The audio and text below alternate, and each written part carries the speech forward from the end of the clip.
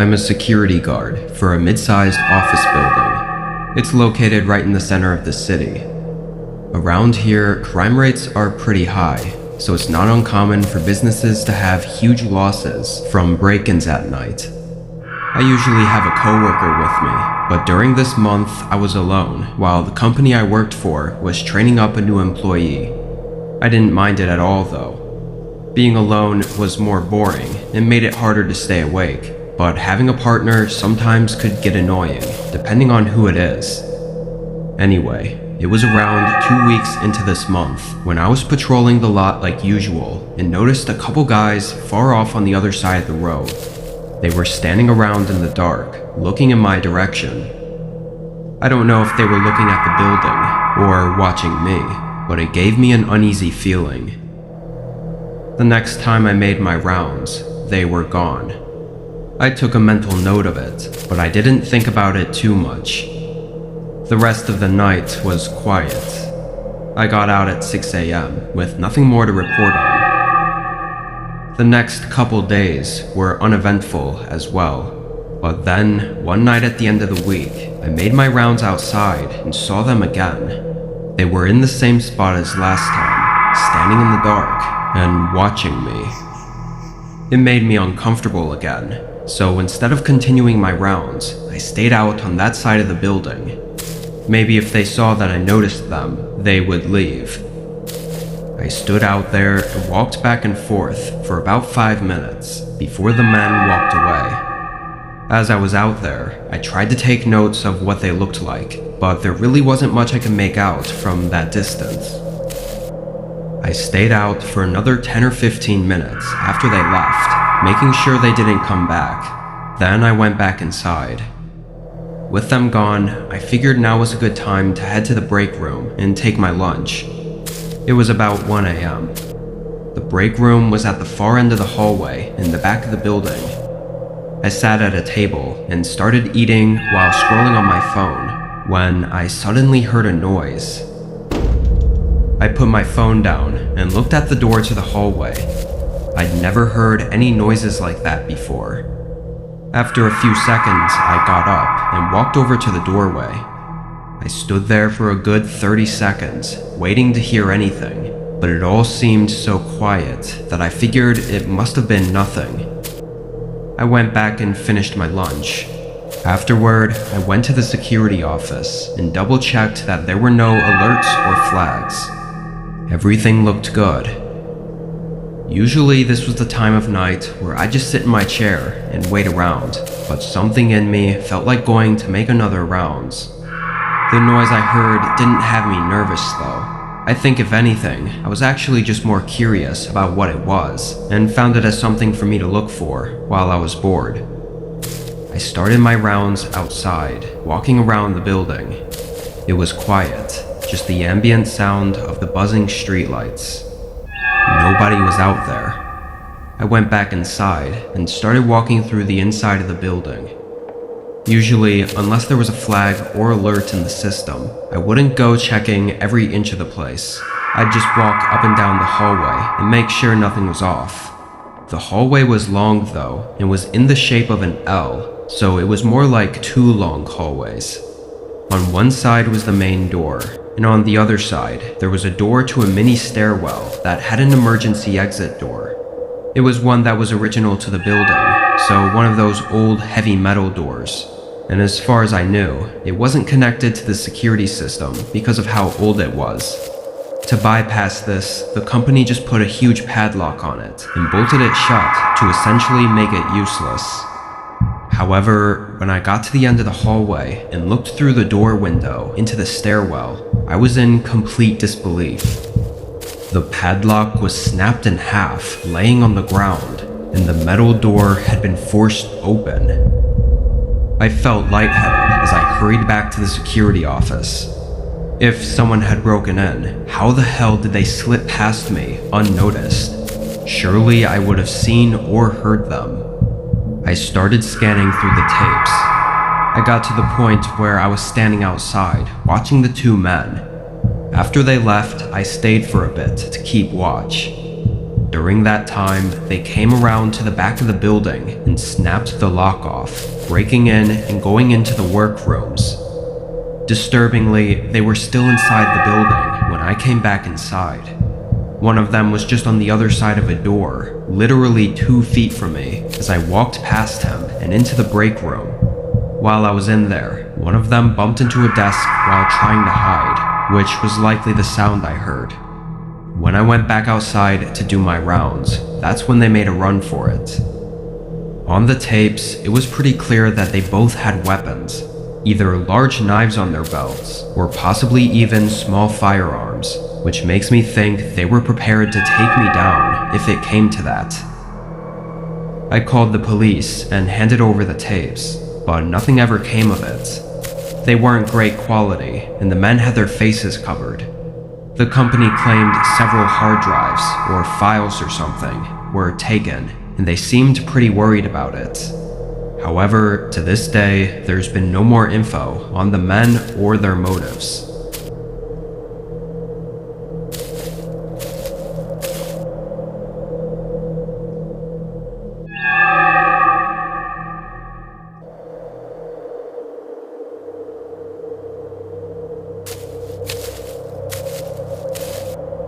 I work night shifts at a hospital, specifically in the ER.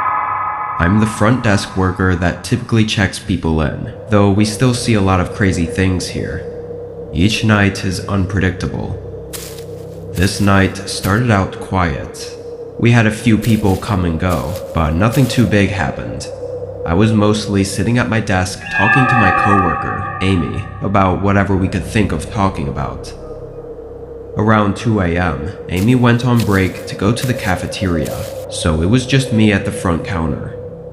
Really soon after, like not even a minute after she left, a man came through the front doors. He was wearing a black zip-up hoodie and black jeans. His hair was dark and somewhat long, and looked unkempt, like he hadn't showered, or maybe had just woken up. He walked up to the counter slowly and had this strange aura about him. It made me feel unsettled. "I'm looking for Hannah Smith." I didn't remember the exact name he gave, but it was a woman's name, and as far as I knew, they hadn't been admitted recently. Still, I checked the records, but I saw no one by that name. The man seemed uncomfortable as he waited. I told him there wasn't anyone here by that name, and that he may need to check other hospitals in the area. He awkwardly nodded and walked out. I glanced at the security guard, who was standing at the other side of the room, and we both made that eye contact, agreeing that that guy was a little strange. A half hour later, Amy came back. The rest of that shift was quiet and slow. I got out at 4 a.m., saying bye to my coworkers and heading out to the parking lot. This wasn't the largest hospital, but the parking lot was really oversized. It was huge, and all the workers were supposed to park in the back to make room for patients closer to the building. As I walked to my car, a weird feeling came over me, and I randomly thought back to that man that came in earlier. I don't know why, but I suddenly felt unsettled again. Maybe it was the eerily quiet parking lot at night. I walked a bit faster, got up to my car, and got in. I tossed my bag on the passenger seat and started driving. I lived about 20 minutes away. The roads were long and empty, but throughout that drive, I still couldn't shake the strange feeling. I felt like I was being followed or watched, yet every time I looked in the mirrors, nobody else was on the road behind me. When I finally got home, I pulled into my driveway and parked, getting out and going in through the front door. I hadn't even taken my shoes off yet when I heard footsteps sprinting up to the porch. They got right up to the door and immediately shook the handle, trying to open it. Thankfully, I always instinctively lock the door every time I open or close it. As soon as they realized it was locked, they stopped. There was a pause before a familiar voice spoke. "Excuse me, ma'am, can you please open the door? I need help, please." Open the door." It was the creepy guy from the hospital. I didn't respond and shakily took my phone out and called the cops. Seconds later, the man bolted away. I looked out the peephole and saw him run down the road and disappear in the dark, but confirming it was definitely the same guy with the black hoodie and black jeans. When cops arrived, I was hit with probably the most insane, creepy, and downright horrifying information. The back door to my car in my driveway was open. He had been in the back seat the entire drive home, which explains how he got up to my front door so fast.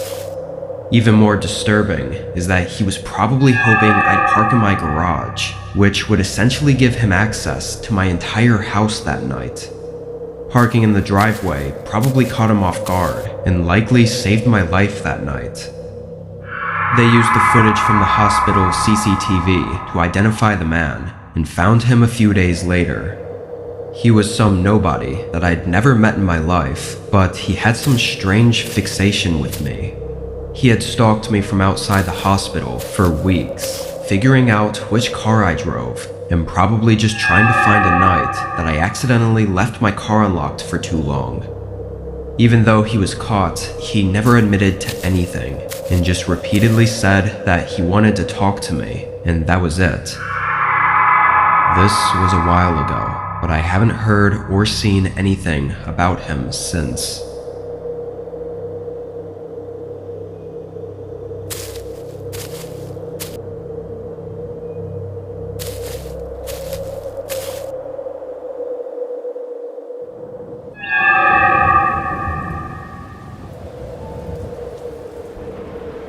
When I was in my mid-20s, I worked night shifts at a 7-Eleven. I was still doing online school at the time, and I figured most of my shifts would be slow enough for me to get some schoolwork done during my shifts. For the most part, this actually worked out. I'd be the only one there, and it would never really get busy. Whenever someone would come in, I'd just push my laptop aside, and when they left, I'd continue my school stuff. This night, it was very cold and rainy outside, which always made me happy because almost no customers would come in. I had my laptop out and was focused on school for almost 2 hours straight when the front door opened and a man walked in. He looked 30 with a beard and short hair. I put my laptop off to the side and waited for him to come up to the counter. The man looked around the aisles for a minute or two, then walked out, got in his car, and left. Not thinking too much about it, I grabbed my laptop and continued about my work. Another 30 minutes passed, when out of the corner of my eye, I saw headlights pulling up in front of the store. I looked over and was confused to see the same car that was here earlier. I thought maybe it was just a coincidence, but when the guy got out, it was the same man. This time he walked into the store and came right up to the counter before I could even move my laptop. "Restroom?" he asked. Yeah, it's right over there." I wasn't expecting that question at all. He walked over to the restroom and went in. It was one of those single-person ones, not like a whole room. I couldn't help but think it was a bit odd to come back 30 minutes later to just use the bathroom. Like there had to be somewhere closer to wherever he was, unless he stayed in the area for the whole 30 minutes. He possibly could have been back to also grab something that he decided he needed. I don't know. I waited a couple minutes, and then a couple more, and then it started to get a little unusual. Honestly though, I did not want to be that guy who checks up on him, or knocks on the door, or whatever. Another 15 minutes passed, so he'd been in there for almost 25 minutes at this point, when a police officer pulled into the parking lot. He circled around and slowed down right behind the other guy's car, clearly inspecting it. And after a little bit, he stopped his vehicle right behind the car and got out. The officer came into the store and looked around the sales floor, then looked at me and asked if I knew who was the owner of that car outside. The officer looked more than just curious. He looked worried. I pointed at the bathroom and said he'd been in there for a while. The officer went over and didn't hesitate to begin banging on the door. It was clear something was seriously wrong. After a minute of him knocking and yelling, he looked at me and asked if I had a key to the door. I was kind of shaky, but I sifted through the drawer under the counter and found the key, then ran it over to him. He unlocked the door and opened it, gun raised. The room was empty. I couldn't believe it. After getting interrogated for a minute, I assured the cop that he had gone in there and never came out. The officer did a more thorough search and happened to notice the ceiling was accessible. It was one of those ceilings that's made up of panels where you could just push them out. I guess the man had gotten on top of the sink and was able to haul himself up. The officer called in backup, and within 15 minutes, they found the man hiding inside the ceiling. They got him out and arrested him. As I've been told, the guy was on the run after doing some absolutely horrible things to several random and innocent people.